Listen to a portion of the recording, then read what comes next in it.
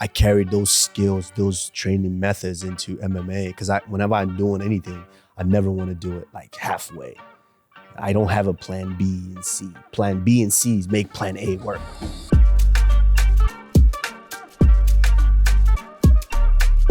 Hey, welcome to another show of Thanalysis podcast. You guys have been amazing. I see the reviews on Apple Podcasts. I see the reviews on Spotify. You guys are incredible, and thank you so much for people who are listening. Thank you so much for people who are watching.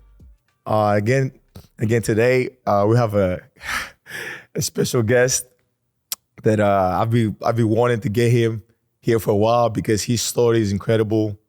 You know, even though in his sport he looks like a machine, he's just human, and he's here like to really, really inspire us with his story. But you know, I got to give him the intro, right? So, wearing number 22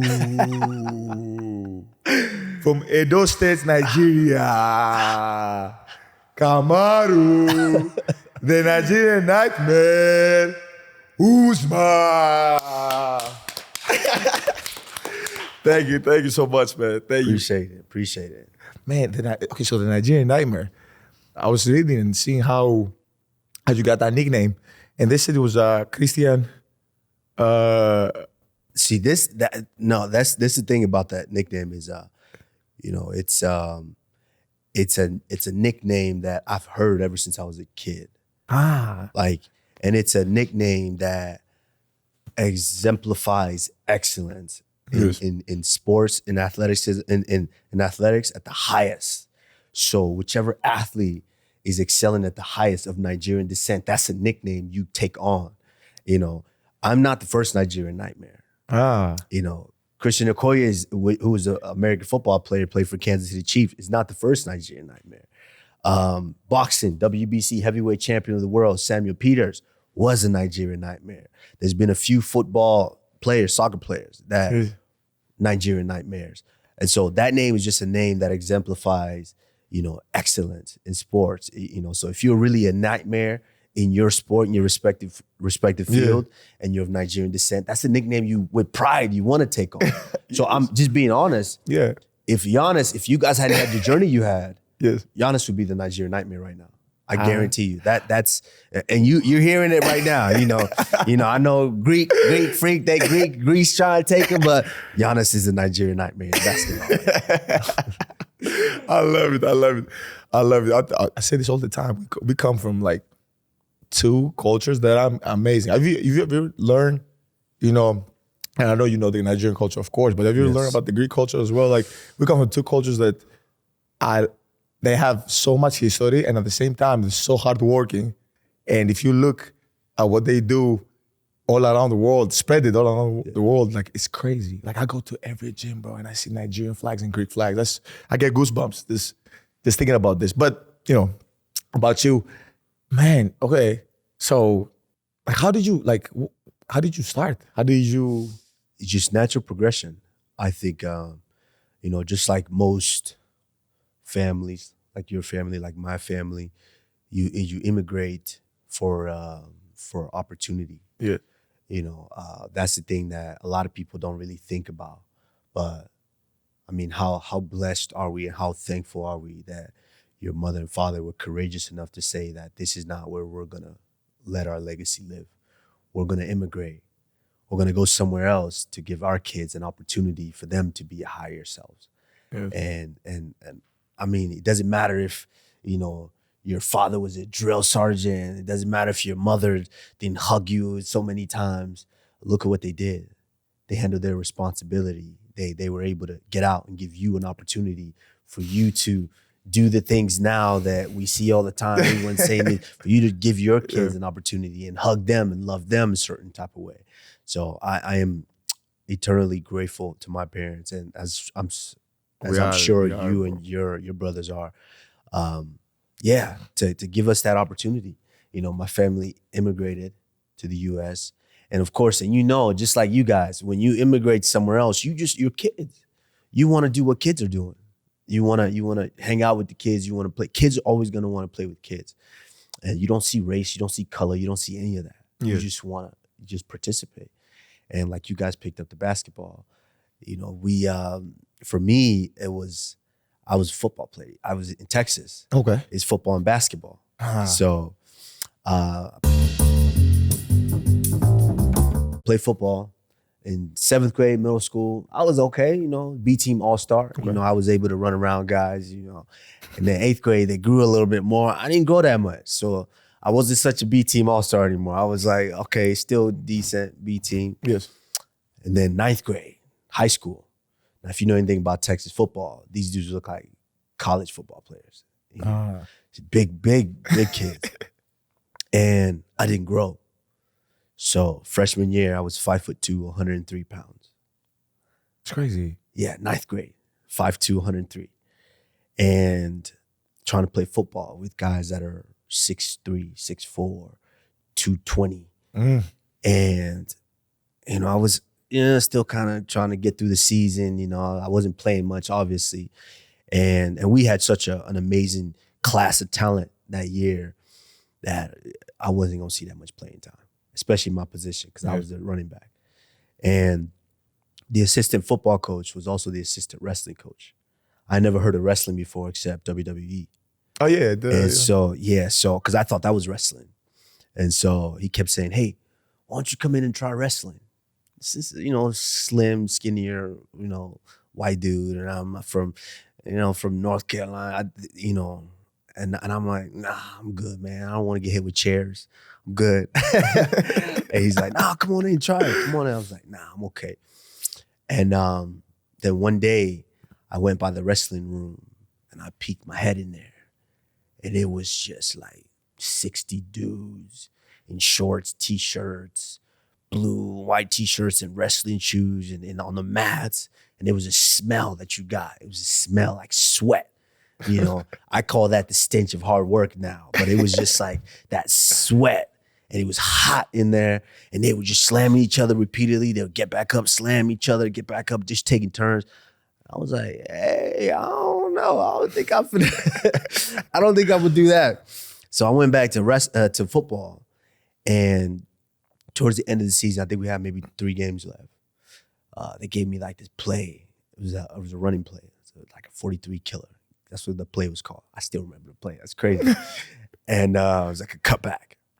They gave me the ball, cut back, boom, through the middle, it's gone. 25, 30 yards. It's like, whew, I can do that? I'm doing that?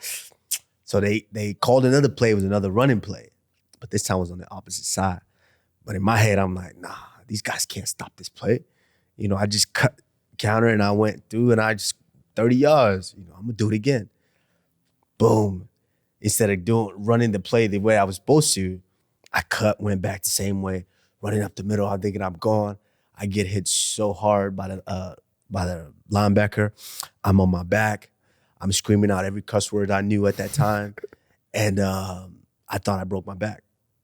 And while I was laying there, I was just like, yeah, this is not it for me. I don't know about football. And after that moment, I was like, I got to give something else a try, because my head, and that's the thing, when you're in those years, like high school years, that's the thing with kids. And now as a parent, I'm starting to understand more and more is kids feel like but not only feel, that's the most important thing in their life. To where as parents, we're dealing with bills and how we're going to provide for our families and all. But for them, for a kid, I'm not growing. I'm 5'2", I'm 100 pounds. All these guys are 6'3", 220. I'm not gonna grow. So I thought I gave up on football. I was like, yeah, I'm not gonna grow. So I need to try something else. And one day I went into the wrestling room and the rest was history. So, okay, you started, you're like 5'2", like 103. How was your first wrestling days? How like? See, that was the thing with wrestling is you could compete in wrestling at that size because there's different weight classes. Okay. And so wrestling was a good fit, but I didn't really, because I never wrestled before. I never even seen wrestling. So I'm like, okay, yeah, I'll try it. So, and it was like my coaches was waiting for the day for me to come in there. Because as soon as I came in, I just was trying to flex. I was trying to just go in there and say, yeah, I came in, y'all wasn't ready for me, so I left. Because, I thought I was cool, a football player, My brother was a senior soccer player at the schools. I think he was like captain of the soccer team. My cousin at the time was a football player as well. So I'm like, yeah, I'm just gonna go in, flex a little bit, tell them I showed up, and then leave. As soon as I walked in, they had shorts and t-shirt ready for me. Like, here you go. I was like, wait. I wasn't ready for all that. But they had it ready, gave it to me. I was like, all right, I'm gonna show y'all. And then they put us in a group. And I was in a group with the girls, like a group of 4. I think it was like on a Monday. And the name they had for the Monday practices was Miserable Mondays because they conditioned a lot. And for football players, you're not used to that. That wrestling condition is different. So I go in, they put us in a group with and I had a girl in the group. And we're wrestling. I don't know what I'm doing. We're just going. She's taking me down. She's slamming me. She put me in a half Nelson. And for the first time, I had this feeling of, I know most people in the world don't ever think about this, but have you ever thought about being pinned to your back and not being able to get off? It's one of the most helpless feelings it's crazy. you would ever experience. Imagine being on your back, someone's on top of you, and you can't get up. I was just like, it blew my mind. Because you never think of that. You're like, oh, I fall down, I just get up. No, you're on your back, they have you pinned down, you cannot get up. And I just remember feeling so helpless. I was walking home that day after school and I was just like, I'm gonna get this girl back tomorrow. I'm gonna get her back. But this goes to show you how my mind was wired. Yeah. Most football players didn't come back the next day. They never showed up. But as I was walking home, that was never a thought, like, I'm not gonna show up. The thought was, I'm gonna get her back tomorrow. And I came back and she continued to assault me. You know, she beat on me for months until one day we wrestling, we're doing something, and I hit a move that I learned. It was a headlock. And I hit the move, boom. And I landed the move. And I just remember thinking at that point, I was like, oh shit, I learned something. I learned a move. And I just remember the feeling I had walking home that day. I was so happy. I was like, okay, I'm gonna come back tomorrow. I'm gonna keep coming. And I just kept coming. And, you know, I just wanted to continue to improve. And it got me here. Oh my God. And then, so that was your first school? Which school did you go to? My high school was James Bowie High School in Arlington, Texas. And then you went to college? From then, yeah, I went to, I got a scholarship to a small school in Iowa. It was a Quaker school, like a private university in Iowa called William Penn University. William Penn, yes. Yeah, never heard of them before, but it was in Oskaloosa, Iowa. Never heard of that before, and I went. So that they had like a wrestling team? Yeah, they had a wrestling team, a pretty talented wrestling team, I must say.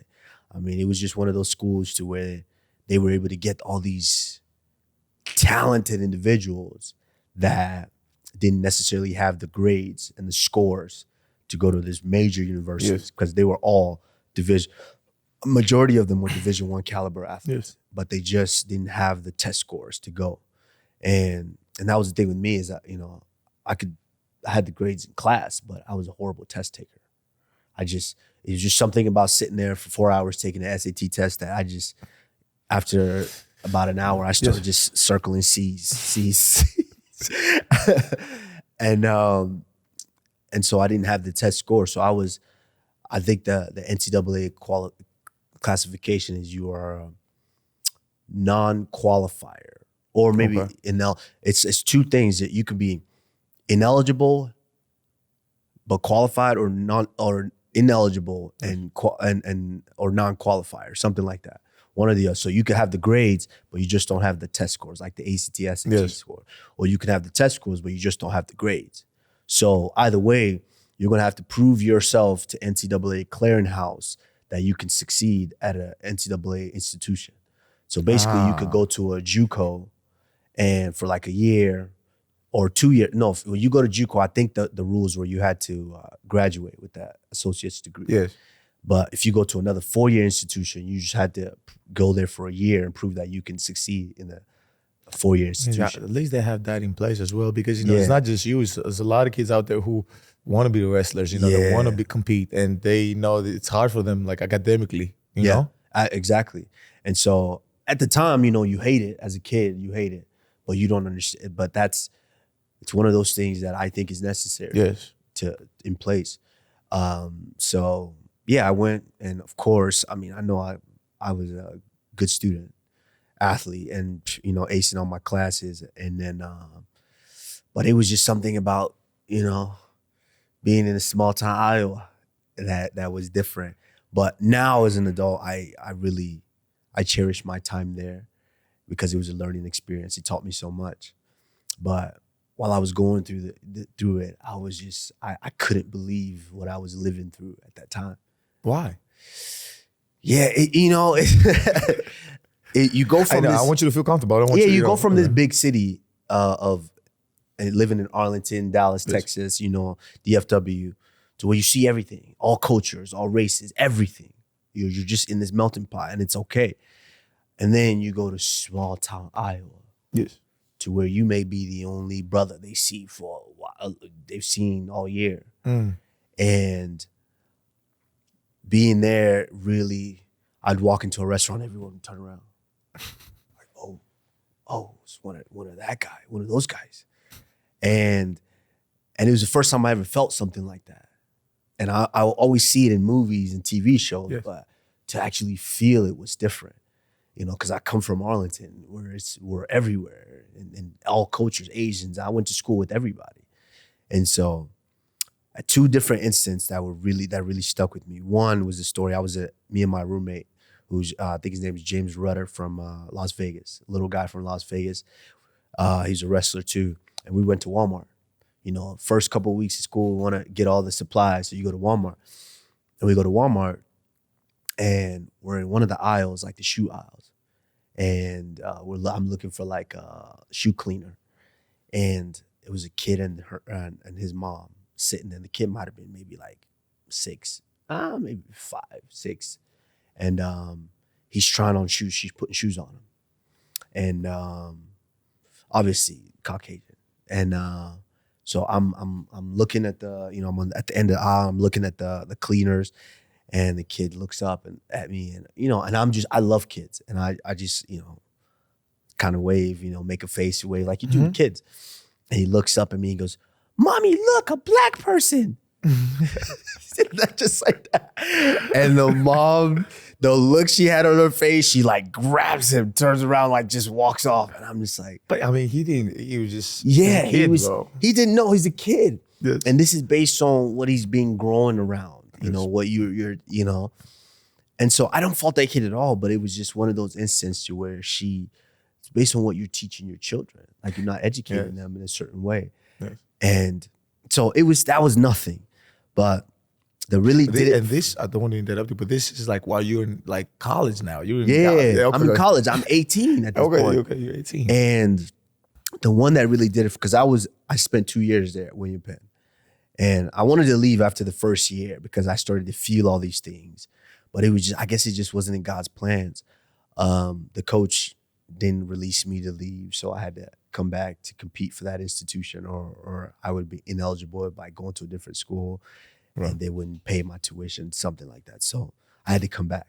So I come back, and the next year I started dating this girl. She was from the town. She's a beautiful girl, and she was a basketball player. Okay.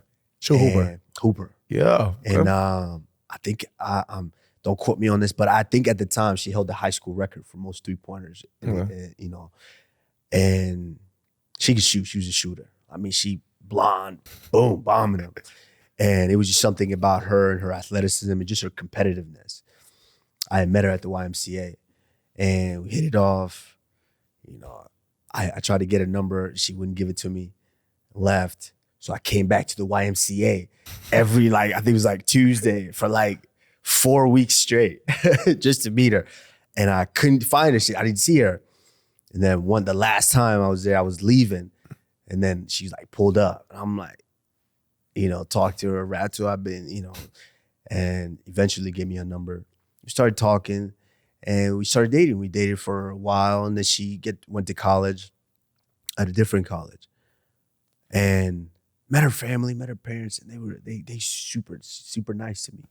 They would invite me over, like, hey, invite your friend, Marty, because that's what they called me at the time. Marty, wow. Around wrestling, Marty was the nickname.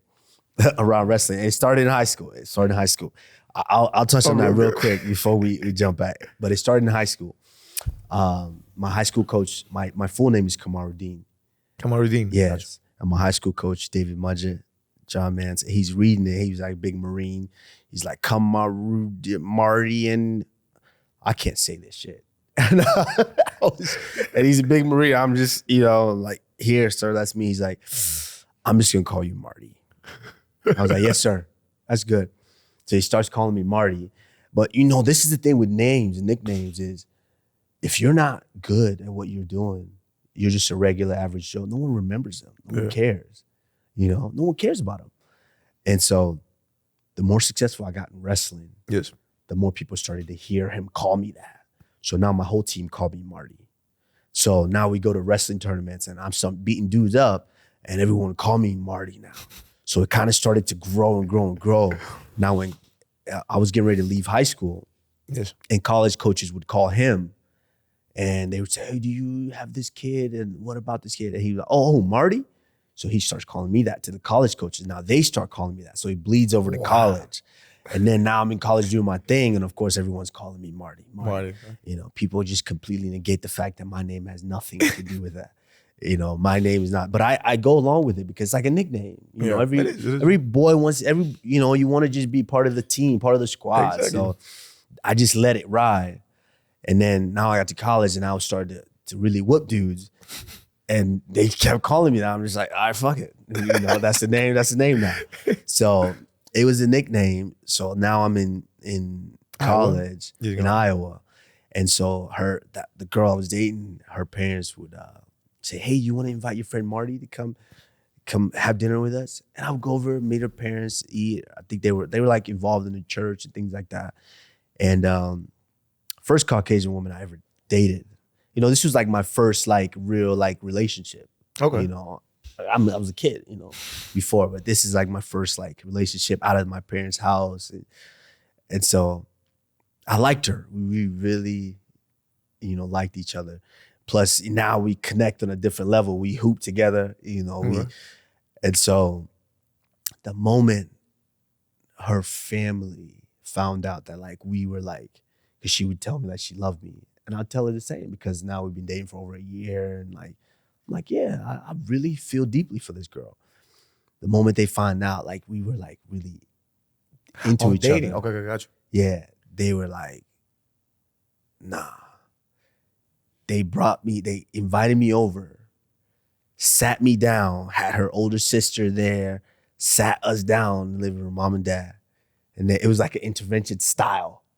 And they were like, yeah, we like you. You're a very nice, respectful guy. But we just don't think that you guys should be together because you're... No, they didn't say that. You're lying. No, they didn't say that. Yeah. What year was this? What year was it? 2006. 2006. I mean, it's the 2000s, bro. Like 2006, bro. That's not that long ago. Yeah, but it's 2000. It's 20 something, almost 20 something. I know that's crazy. It's crazy to say over 20 something. Old as hell. but yeah, they sat me down and intervention style. With the way they disguised it, they were like, our parents wouldn't be on board with you guys' relationship, wouldn't condone the relationship, which damn, that's unfortunate. At the time, imagine I'm 18. Imagine an 18-year-old man, like young man, hearing this, and I feel like really care about this girl. I'm away from my parents. They've invited me over. I'm starting to be close with them. I love her young brother, and I'm playing with him all the time. And they tell you that. Like I cried there in the living room. I cried. And I'm not ashamed to say this. Like I physically like was crying. Like, I believe you, bro. Wait, you just gonna? I care about this woman, and you're just gonna tell me like I can't see her just because I'm black? And it hurt me so bad to where I cried to where even the dad went on the walk with me, took me on the walk, and tried to explain to me more like, hey, you just can't happen. And these were guys of the church, like they were in the church in that town. And it hurt us, me and her, big time. And so we kind of, after that, they wanted us to stop seeing each other, which we tried, but you can't tell kids that. At the same time, I know how you are as a person. You're very respectful. Yeah. As well, so you was probably. I'm trying to be respectful. I'm trying to be out, but she's like, nah, screw that. They can't tell us what to do. That's the attitude that, because, we're 18, 19, now we could be rebellious. And we tried to like see each other behind their back for like, a few months after, but it was just like, every time they would find out, it would be a situation. Yeah, you don't want to cause no problems too. Yeah. Like, you're not that person. So. And they was threatening me now. Like real threats. Like, hey, we'll get the police involved. We'll say you did this, you did that. Like, and I was just like, last straw. And at this time, I was already working on a transfer to the University of Nebraska anyways. I was like, I need to get out of here. And so it just so happens that the last time a situation happens to be right when my transfer went through. I just packed up my car. And the school packed up my car, transfer left, never looked back. Man. Yeah. Man, that's crazy journey. It's a crazy journey. Like I've seen and just been through so many different things that for me helped shape who I am. And I'm grateful for each and every one of them, the good or the bad. You know what it is too? Like like every podcast that I have like keeps going and I see these stories and it reminds me how much like human we are. And you took me through so many emotions. I can only imagine like how you was feeling at the time, Bro, 18-year-old young boy, I'm sitting on the couch. Have you seen the show Intervention? It's when all the family, like if someone's doing drugs and then it's affected all the family members, they all bring you into a house, they trick you to come over and then they sit down and tell you like, hey, this is why you need to stop drugs because it's hurting them in this way. So the whole family was there, basically. So it was, mom, dad, sister, like all there. And I was just like, sat there and they're telling me this. Yo, crazy. Yeah. But I went through it and I'm glad I experienced it. As much as I didn't want to, I'm glad I experienced it because look where I am now. Yeah, I think it's one of those things that, everybody's had, and from both sides as well, not only, being a black male or Caucasian, or be like, you've experienced it from every side of it. But the thing is like, that it doesn't affect who you are as a person. You don't create any animosity towards anybody because you're like, it's life, and I just move forward. You could be mostly, other people, you could date people from the same race and still they don't like you. They still don't want you to be. Facts. And it almost lit a fire in me too. Yeah. It's kind of like because when I went to that school, like I was as an athlete, I had a chip on my shoulder as an athlete. Yes. Like that's what I was there for. I was a student athlete, but and then the relationship came with that. But which was making my time there a little bit more enjoyable. But I had a chip on my shoulder as an athlete. Like I walked in and this is on that wrestling team. I walked in and I was like, yo, I'm gonna be the best here at the school. And they had like starters, All-American, multiple time All-American on the team. I was like, I'm gonna win a national title. And I remember, it's a funny story. I remember it was an exercise that the coach would make us do at the beginning of the season. Yes. And it's write down our goals for the year. And everyone's reading off their goal. And some guys are like, yeah, I want to win 15 matches this year. And then some guys are like, yeah, I want to make varsity. Some guys are like, yeah, I want to make it to nationals. And, you have the All-Americans on the team. Yeah, I want to be a 4-time All-American. Some are, and then they come to me and I'm like, yeah, I'm going to be national champion. And I remember the look I got from some of the guys on the team. Like, who is this? I think he is. Yeah, this young dude coming in here talking about he's going to be a national champion. Who is it? So they just gave me that look. But I was like, they don't know where I'm at mentally, physically, what I'm going to bring. They don't know. And going through that year, there was 2 separate practices, one for the freshmen in the red shirt, and then one for like the varsity. Yes. And I was one of, I think maybe 2 guys that were out of that class of like, we had maybe 26 in that other practice. I was like one of the 2 that were invited to the varsity practice. And sooner or later, I started giving it to the varsity guys. I mean, I'm going ham on them. Like, hey, I come here to win, and I'm going to win.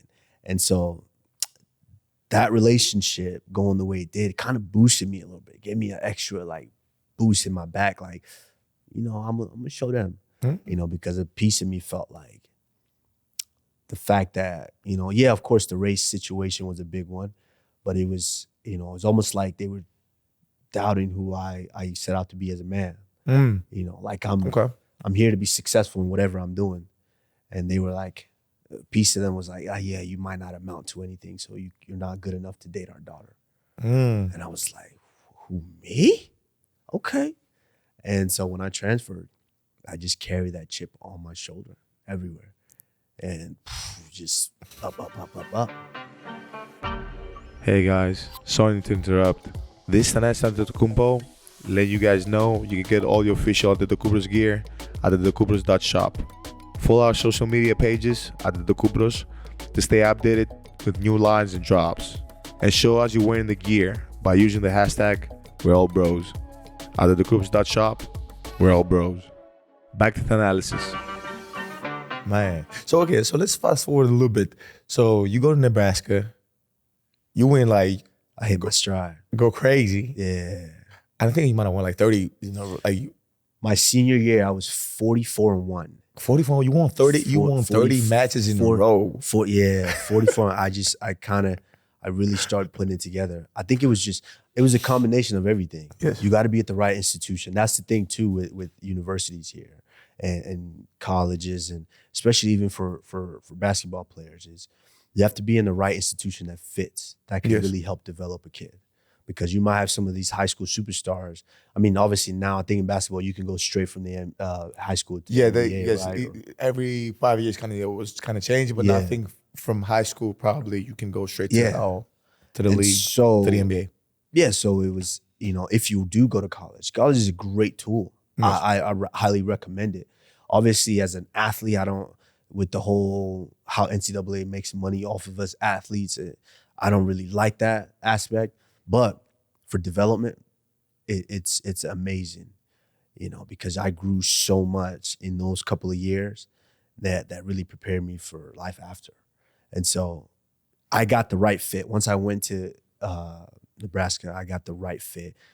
Amazing team, amazing coaches, and it was just centered around good things. I mean, the team was very, very high in their faith, you know, so they got me and with that to where it was a very, very team that we all shared a common goal. Of course, we want to be the best athletes, but of course they want to be best men as well. And so the coach was very high in that, in discipline, and making sure that everyone was on the same page in their faith, in how they lived life. And being in that environment just skyrocketed me. You know, like I was there and I wanted to go harder every day. I wanted to go harder. And I did. Once I started hitting that stride, it's something about me. You give me a little bit of success, that's it. That's what Once I get a little bit, I want more. That's what usually happens. Yes. You make me believe I can do it. Absolutely. And looking back now. Absolutely. And that was, you know, that was the beginning of, and being there was the beginning of everything. You know, being there was the first time I really saw MMA, the sport, because I had a teammate that would do it during the summers. And so it was the first time I really kind of saw it, really kind of was around it. And, you know, I never thought I would do it, but somehow got me into the sport. How did you go from never thought you would do it to like welterweight champion of the world, bro? And then going to like 9 and 10, like how many defenses, bro, just consecutively, like boom, one after another. Because if you think about it, to me, because I don't know how it works, but the way I see it, you get 2 matches a year, right? So we talking about two. We talking about like 4 or 5 years in a row, bro. We talking about like it's crazy. Yeah, I mean I was always like, and it all started with in Nebraska, the habits of how I prepare for things. So I knew we had a national tournament coming towards the end of the year. Yes. You know, I'm gonna start now. My habits got to start now with how I'm doing things, how I train, how I prepare. And so it's always been that way. Like I know a lot of people would see us as athletes and at the top now, and like just like, oh man, you guys are just blessed, you're gifted, superstars. No, it didn't come that way. You know, I remember, you know, being 13 years old, 14, and deciding like, you know, I'm gonna go take an extra run today. I'm gonna do this extra. I'm gonna do that extra, and I'm gonna do this extra.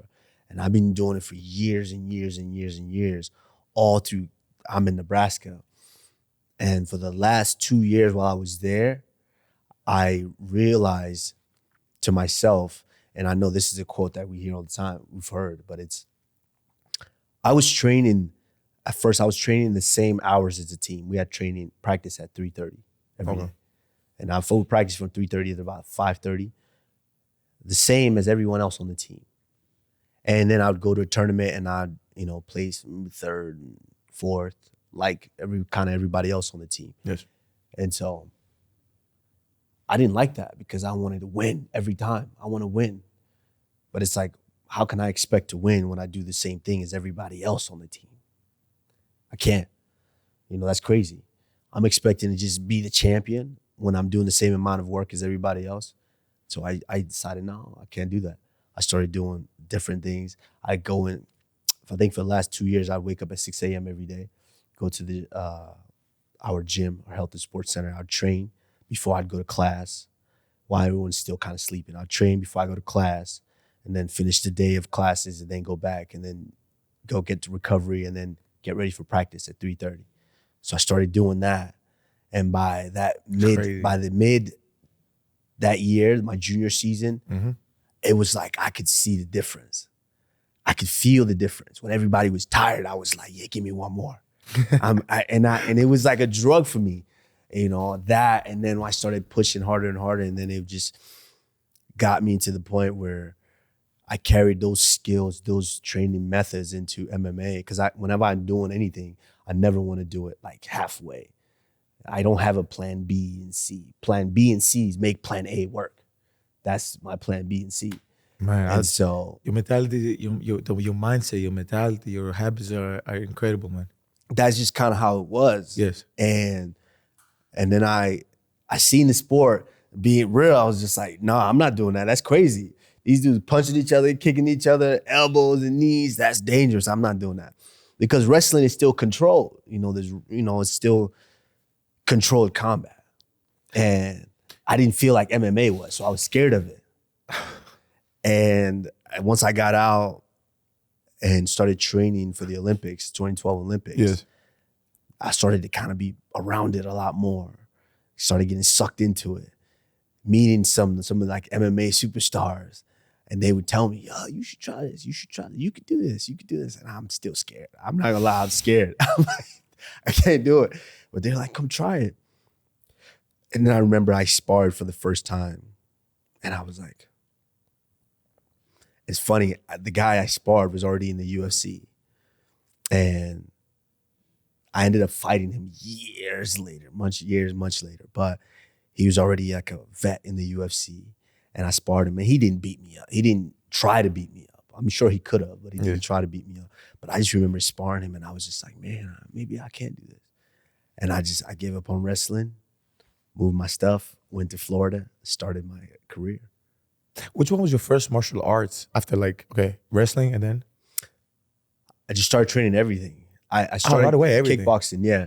Kickboxing was the next one because that was like, you have to learn how to stand up. That's so crazy. You know why? Because that means you have like, it's a certain, like, it's not a lot of people in the world have this, but a certain skill. Like, you know how people just, like Giannis has this as well. Like Giannis might be playing, let's say, a video game. Yeah. And he's never played it. Never in his life. And all of a sudden he's playing like I don't know. Like he would come in and just like, I got you. And start playing like he's been playing it for years. Or like, example, like we'll be doing boxing or you'll be like, and all of a sudden he's doing it like it's nothing. Like it's regular. Like it's. I think it's a mental. It's your will, the mental will of wanting to be excellent at something. So you might not show it, but you obsess over how to be good at it. Like my coach might show me footwork that maybe for him, maybe he would think because he's trained other people, he's like, oh, that's gonna be complicated for him. And he'll show it to me. And I might get it wrong the first few times. But in my head, I'm obsessing how to do this correctly. And maybe 9 times I'm doing it wrong. Then all of a sudden I got it. And I'm doing it. And he's like, oh, because we just obsess over wanting to be perfect in that aspect. But it's, I mean, I think it's a normal thing. A lot sorry of to people interrupt can't. you. You just reminded me, yeah, like that's how my brother talks. So he's like, man, just, he's a philosopher. People haven't said this. He's like, gotta see him like family dinners. He'll blow your mind. You'll be like, man.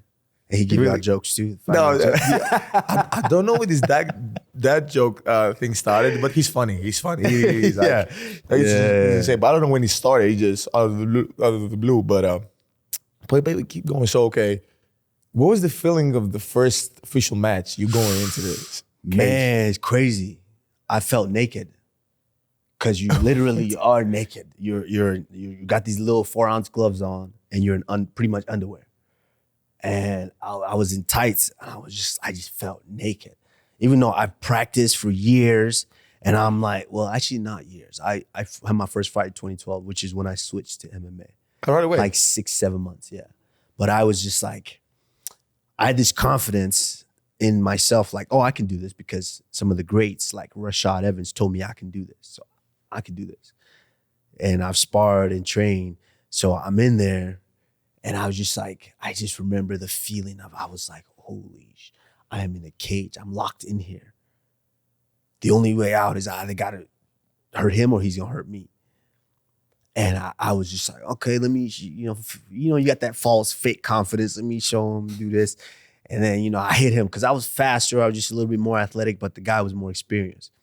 I hit him, boom. And I remember the feeling in my head, like, oh, I just hit somebody. Because I never hit someone with like malicious intent before, like trying to actually hurt someone. So I remember first time I hit someone, his head hard. I was like, oh, I just hit a human head.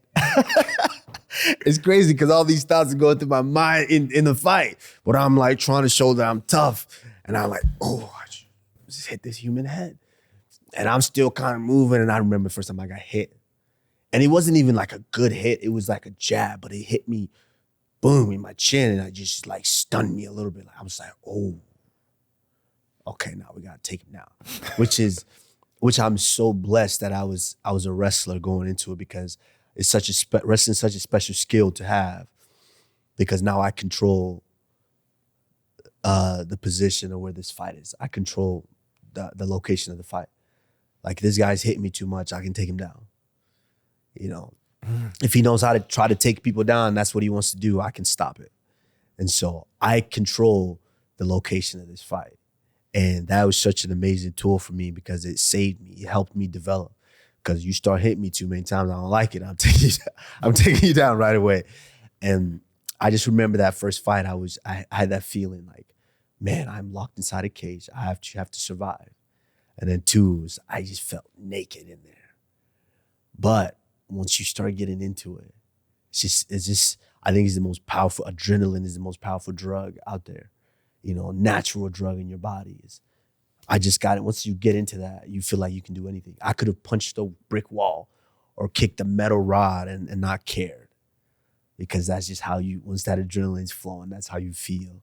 Oof. Yeah, and then once you get through that, it's like, then you're walking back after the fight, then everything starts feeling, you start feeling it. You're like, oh shit, why'd I kick him? Now I feel that. But it was just such a special feeling that I was like, I could do that again. So how many fights have you done?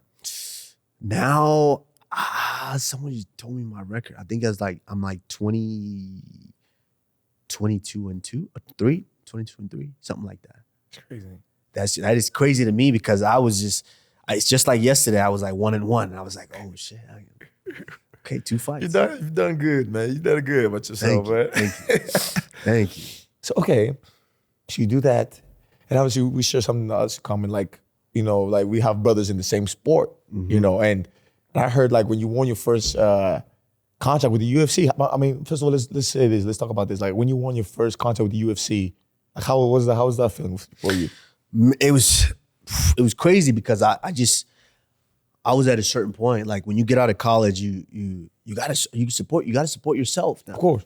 So as a young man, I'm always thought about what's next? How do I live? How do I survive? And that was the thing. I always wanted to make a living. Make a living doing something. And wrestling just didn't have that ability. That was another motivating factor too, to get out. Yes, if the biggest one was competition, to go into MMA. But of course, I could actually make some sort of a living with MMA as opposed to just wrestling. And so once I got into it, I realized, oh, well, I could eventually get paid. My first fight, I made $2,000. It was 1-1. So I made $2,000 my first fight. Actually, it was $1,000 I made. And I just remember, I got $1,000. And that lasted me like maybe 2 weeks. And so once I got into the Ultimate Fighter, it was like, okay, you win this, you get a contract with the UFC. And now you could be making, the contract would have been 10-10. I would be making $20,000 a fight if I win. So I was like, okay, man, I'm rich now. So it's just so crazy how life was working. I was about to have my daughter, and it was like, boom, you're about to have a child.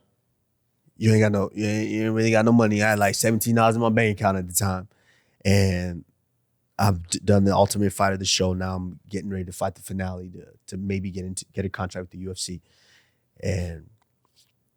But the whole time I'm thinking, I got to make a living for myself. And then I have a child coming now. I got to make a living. I got to find a way to get into that life. And, I was able to go out there, risk it all, get the win. So got the contract. Now I could, and I was living with my friend at the time. And so, boom, got the contract. I think within like 4 weeks, got the contract, got the $20K, which lasted me like 2 weeks. Because I had bills piled up, but lasted me like 2 weeks. And of course, you got to account for taxes too. Taxes, coaching. Taxes, coaching, all of that. And I had bills already stacked up. And then my daughter's first birthday was coming. I had to spend money on that too. I had to get us an apartment, a place to live. We got a townhouse, like all of that, boom, boom, boom, boom, within like 2 months. Got it all done. Like life kind of come together. And then the whole time just still thinking, okay, how can I sustain this? How can I get into something or keep doing this to where I can sustain and help my family forever? Because I'm still Nigerian now. I still have a mom and dad, which, I have to be responsible for someday. So somehow I have to parlay this situation, this fighting thing, into a way where I could support my family, my mom, dad, brothers, and of course my daughter. And I started to I had to think outside the box, and eventually the fighting is a vehicle, it's just a tool to get me to a place where I have to get into the right businesses and have the business mind and to be able to stretch that little money that I was getting to eventually be able to take care of everybody forever. I want to ask you about this as well. But wait, before I ask you about that, so your brother did the same thing and got a contract with my brother. Yeah, my brother actually was he's a football player. He was a big boy. But he's heavyweight though. Yeah, he's like big boy. I think he's like 6'2", 200, maybe 40 pounds, and athlete. And he was a football player, got a football scholarship to University of Arizona, played great there, just had a run of bad luck and didn't get the film time but he could have been in the league for sure. He was just that talented, and just wasn't in the cards for him.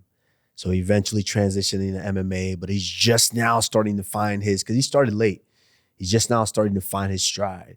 And that's the thing with athletes like that. Like I think football players and athletes like you guys could make such an easier transition into MMA because you guys are natural athletes. So let me ask you something. If you train me, for like, how long would I train for, like, to be able to, which I know they train to for be years. able to win a fight, or to be able to get into the UFC? First of all, to be that's different.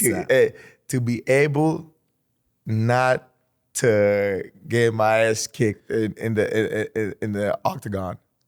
In the octagon, that means UFC. UFC, yeah. I would say, no, I'd say 3 years. If you were committed to it, yeah, 3 years.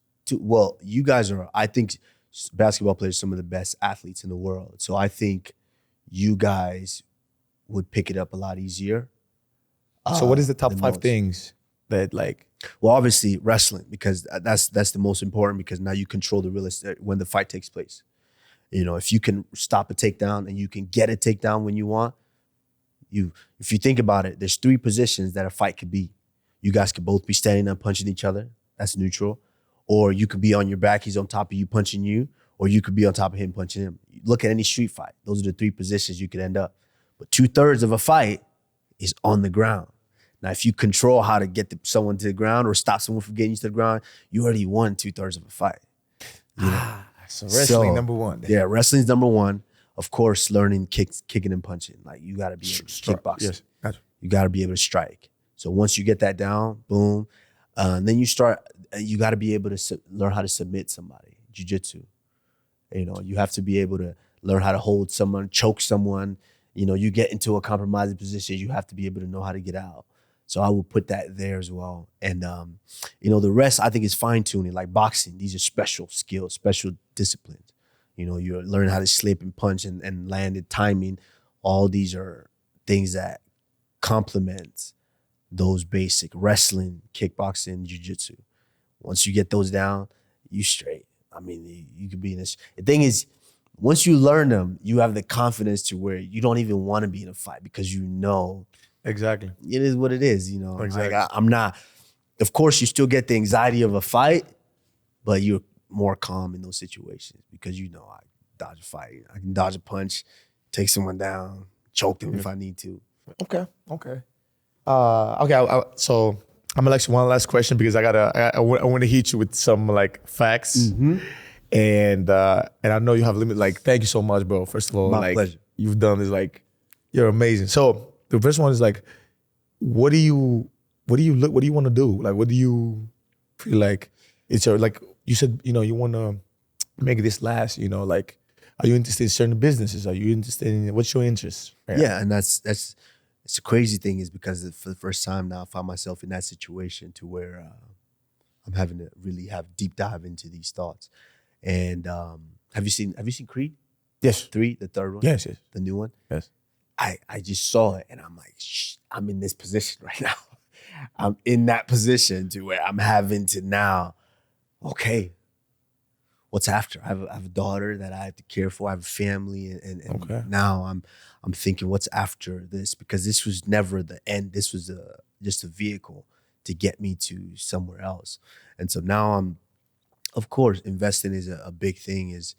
Is making my money work for me.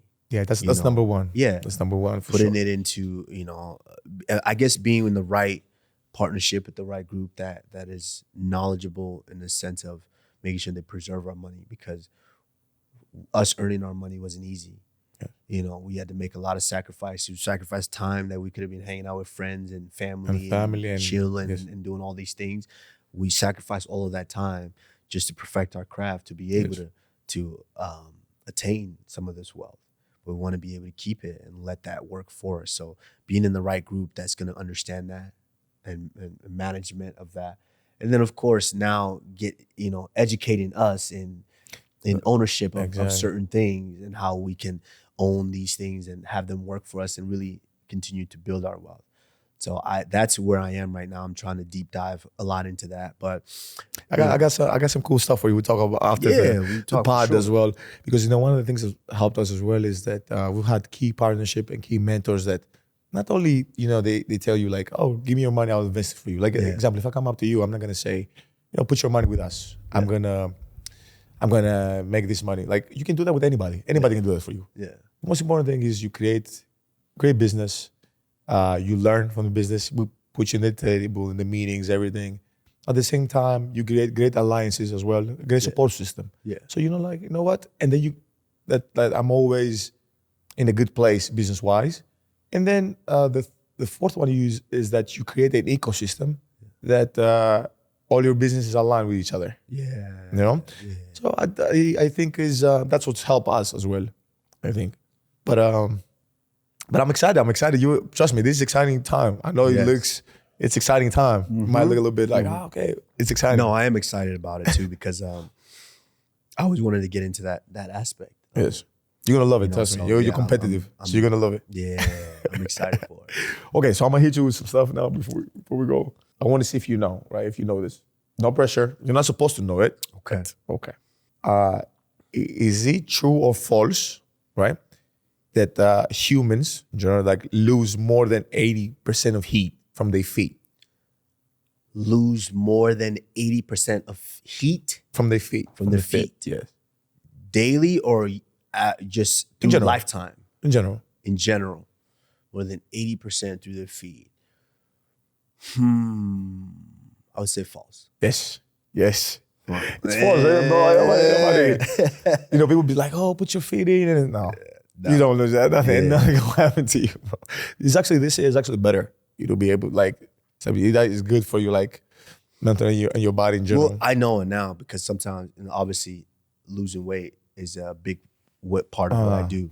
And so we do hot baths just to try to let the body, work to burn some of that weight off. And sometimes it's too damn hot in that bath, you can just keep your feet in there and just keep it in the bath, and that'll still continue to tell your body that you're hot. So there you go. I like it. So okay, let me hit you with okay, let me hit you with another question. Now this is a question, right? What's your most unusual talent? My most unusual talent? Yeah. Honestly, I don't know. Okay. I would say I had a bunch of just random knowledges of like even like Greek mythology. Like, when are you ever gonna use all of that? But you don't. It's random, part of random things that I know that most people wouldn't know. Just random. But it's good. That's good though. You wanna think about your brain's like a library, so you just want to have like as much knowledge as you can. Yeah. And just throw away the usual stuff. So do you know what pterophobia is? Say it again. Pterophobia. Pterophobia. Spell it. T-U-R-O phobia, like P-H-O-B-I-A. Oh my God. English is not even my first language, and I spelled that right. T-U-R-O phobia. Pterophobia. Pterophobia. I just say kind of English. It's a fear of T-U-R-O. What is that? It's a fear of, I don't know. Of cheese. Cheese? It's a fear of cheese. Why don't they just call it? I don't know. Yeah, I don't know. It's fear of cheese. Yeah, I did not know that. But I know it was a fear of something. That was good. Okay, I got you. So, you dream a lot? Do you like dream in general? Do I dream? Yes. I think so. I think, the human actually, the human person. Yeah, I know what I'm saying. Dreams a lot. Some people don't. But I don't remember a ton. Every now and again, I'll remember one, but I don't remember a ton. I remember one time I fell in sleep in class, in physics class, and I was having a dream. I was like face on the desk, and I had a dream that a snake would like open its mouth like a king cobra, was diving at me, and I jolted so bad, almost flipped my whole desk over in class. I got caught sleeping, got sent to the principal's office, but I tried to sleep. Obviously, you're at home. Yeah. Kids playing video games late at night, didn't get enough sleep. I'm in school sleeping, and I got caught. But I was dreaming. That dream I definitely remember. Okay. You know why I said it? So, listen to this fact, right? Did you know that you can't invent new faces in your dreams? Like, when you see faces in people, it's not new faces you invented. You've seen these people before. Really? Yeah, just randomly. You just walk around, you've seen faces, you never paid attention, and they show up in your dream. Makes sense, because I would say a dream is obviously something that it's in your mind. Yes. So it's all something that your mind has captured. I guess like mental pictures and memories that your mind has captured, and just kind of creates distorted. Yeah, exactly. So okay, it makes sense. Yeah, when I read that, I was like, oh my God, that makes totally sense, because I was like, I see people in my dream, I'm like, who is this person? Yeah. But all of a sudden, I know I can't invent new faces. It's probably somebody I saw somewhere. I just didn't pay attention. Yeah, it makes sense. That's a cool fact. Let me give you one last one, man. I don't want to. Okay, I'll give you one last one about the. Do you know how like the barcodes, how they scan? The barcodes? Yeah, like the black stripes. How they scan? Yeah, how they actually scan. So, I would think there's information embedded in them. No, kind of like the Neo thing, like Matrix. So, people think it's the black stripes, but it's actually not the black. It's actually the spacing between them. That they scan. Yeah, when you see click in the supermarket, it's actually the spacing between them that they scan. So is there information in the space? No, supposedly like they can, obviously, but it's not like but I would assume there's something is in the black Yeah. stripes, but it's not the black, it's the space. The between them. space. So surprised when I found that. That's crazy.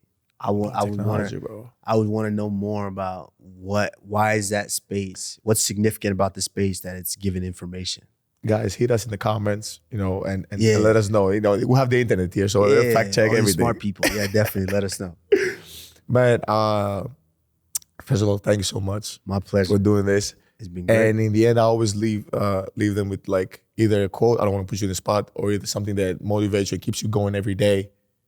And hopefully, we get to do this podcast again in your future endeavors. But I want you to leave us with something, man. Yeah, definitely. We're gonna talk and try to do something together. We've been trying to do it for years, because we've been knowing each other for a little while now. Big love from my family and my brothers, to your family and your brothers as well. We have a similar journey. It's crazy. My questions for you is I actually we saw the movie. Yes. Me and my daughter saw it. We loved it. Is you guys walk a similar path. You guys did this similar thing that we did. And what we're internally very, very grateful for. But to leave y'all, two quotes that I've always lived by. And I still continue to live by them to this day. And I think it's much, much more needed in this generation, that we're in right now. My first one is when you strive for perfection, yes, and fail or fall short, you still attain excellence. That's a big one that I live on. But one to piggyback and help that is, and this was like my go-to. If you fail to plan, you plan to fail. And this is one that I heard in college, and this just carried me all through and has continued to carry me through life. If you fail to plan, you plan to fail. And, those are the two quotes that I really live by. And man, I think it's very needed right now in this society. I love it, man. There's a lot of people out there that look up to us, look up to you, and there's a lot of kids out there that aspire to be a guy like you, and they have a similar journey and even tougher. Yeah. And you always got to remind them that you're just human, and it's not just a sport. It's much more than just a sport. That's why we're good at what we do. It's just much more than the sport. Oh yeah. Representation is very important. Yes. Because once I started hitting the stride, I always looked to find information on the guys that look like me, that have blessed with the same gift that I have, that have done it before me, and what they did and how they got to the top. So representation is extremely important. And, we're human. We just do the best we can to represent. Exactly, my brother. Thank you so much. Thank you. Thank you guys for watching at home. Thank you guys for tuning in. And again, man, you can't imagine how much grateful I am for you being on here. If you guys want to watch, you want to follow Kamaru Usman on the socials, Kamaru Usman, Instagram, Twitter, I don't know. Yeah, Instagram, Twitter, I don't know. Do you have TikTok? Yeah, LinkedIn or TikTok? I think. Well, no, TikTok is. I'm kind of a little old, but Instagram and Twitter's at Usman USMAN 84 kg. Please and follow him. Follow Kamaru his journey. Usman on Facebook and TikTok. Kamaru Usman MMA. So yes, that's what you follow. Please follow him. Follow his journey. And man, thank you guys so much. If you want to watch the show, you can watch it at the Carbliss TV on YouTube. If you want to watch the socials, you can watch it at Thanasis Antetokounmpo 43. And again, thank you guys so much. Thank you guys so much for your support. Please like and subscribe. And I can't wait for the next one, man. Ciao.